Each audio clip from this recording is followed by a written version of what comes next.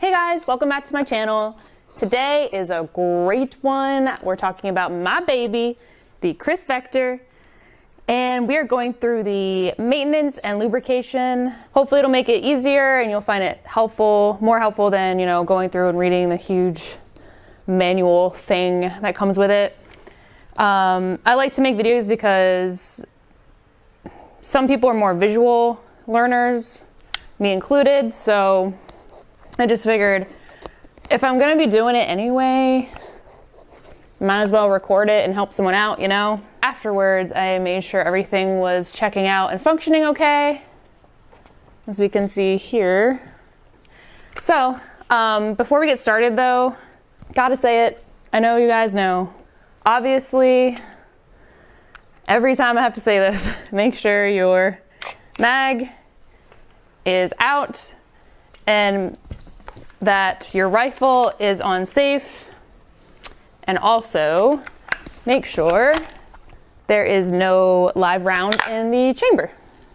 So I'll also be coming out with a video on how I got these custom red pieces here from Striker Industries, so keep an eye out for that one. So let's get to it. Pull the charging handle back and reset the hammer before starting on the breakdown pins. Remove the 3 breakdown pins.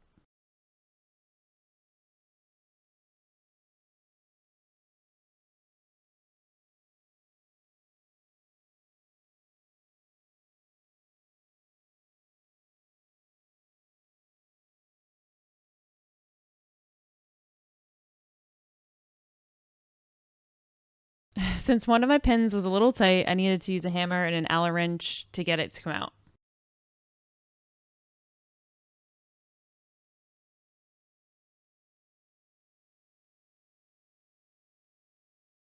Pull down on the lower receiver and up on the upper receiver to separate the 2 housings. Don't release the hammer when the upper is separated from the lower because it can cause damage to the ejection port. Then turn the lower receiver over to remove the 4th final breakdown pin.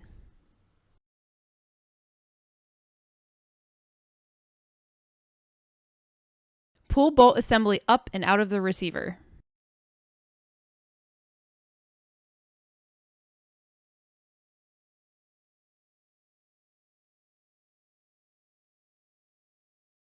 Then rotate the bolt to remove it.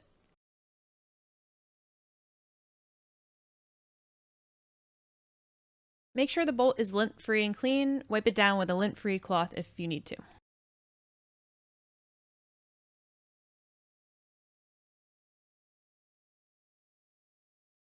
Inspect the bolt to make sure there's no scoring or damage, and make sure that the area around the firing pin is clear of any buildup.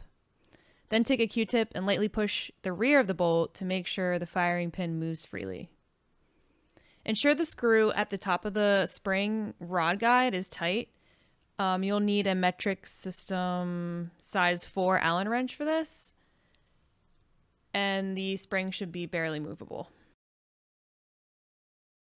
Inspect the slider to make sure there's no cracks in the bolt retaining rails.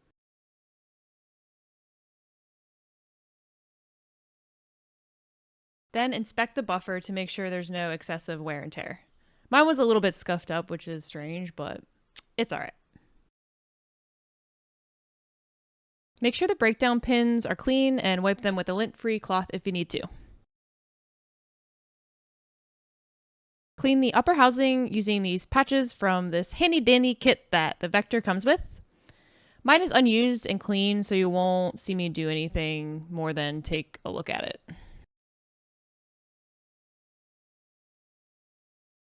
Make sure the ejection port screws are tight and use a metric system size 4 Allen wrench again for this.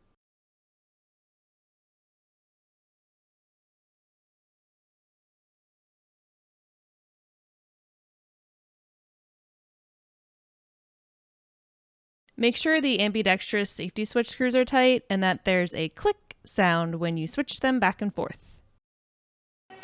Yep, there's a click there. Then make sure the FCG is tight in its housing and it's debris free. I saw a little bit of debris, so I took a Q-tip and got rid of it.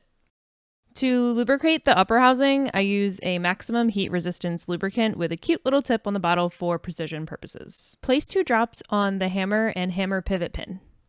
You'll see me do 1 extra drop or 2 on all lubrication usually, just to be sure.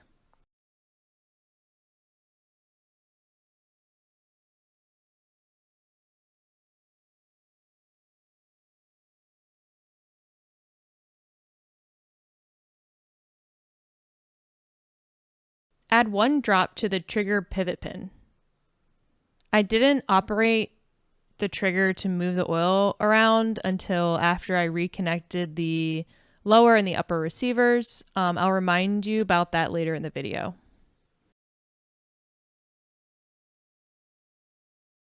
To lubricate the lower housing, place 2 to 3 drops on the left and right slider indented areas where the slider makes contact with the lower housing.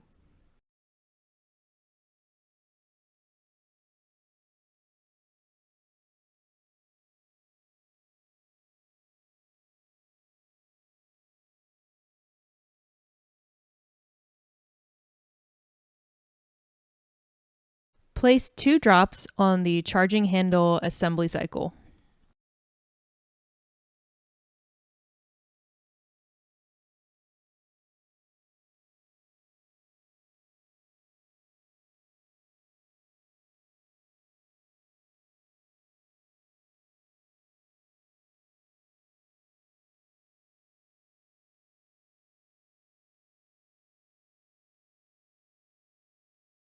Place a thin coat of oil on the bolt lungs and rub it around the lungs with a Q-tip, and then apply a thin coat to the slider bolt raceway.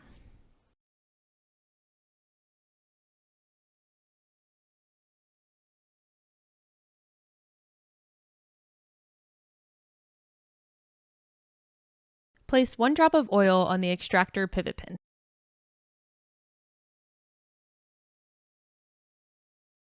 To clean the lower housing, make sure the 3 housing screws are tight. Once again, use a metric system size 4 Allen wrench for this.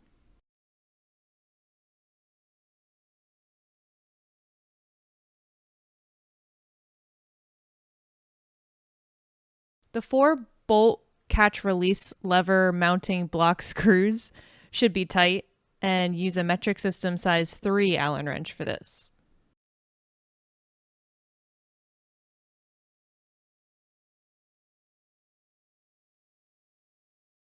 Make sure the charging handle moves freely and its 2 springs are intact and clean.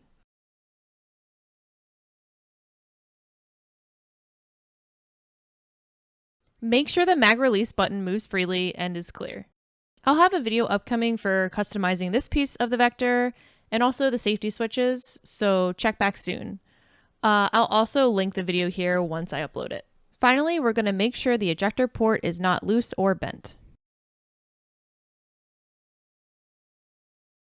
After you've shot about 500 to 1,000 rounds, somewhere in there, you'll want to clean the barrel.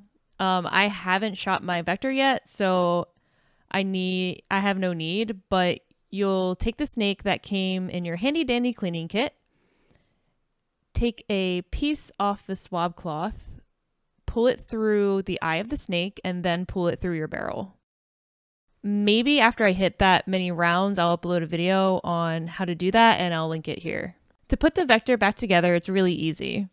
Just rotate the bolt to fit into place again, making sure the 9mm engraving is facing the back of the carrier. Then, on an angle, slide it into the receiver.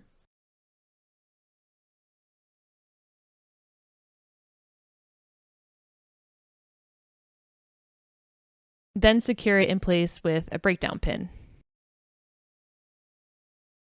Reconnect the lower and upper receivers together, making sure the hammer is locked back first.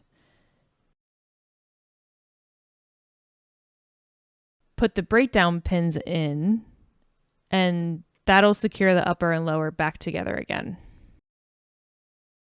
Once again, I had a hard time with one of the pins, so I had to use a hammer and Allen wrench just to get it started, and then I pushed it through all the way. And we're done!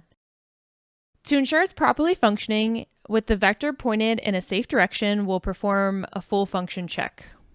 This will also help the oil to settle in. I also took this to a brand new range near my home just to ensure all of the first time cleaning, lubrication, and reassembly was all good. Thanks for watching, guys, and see ya on the next one.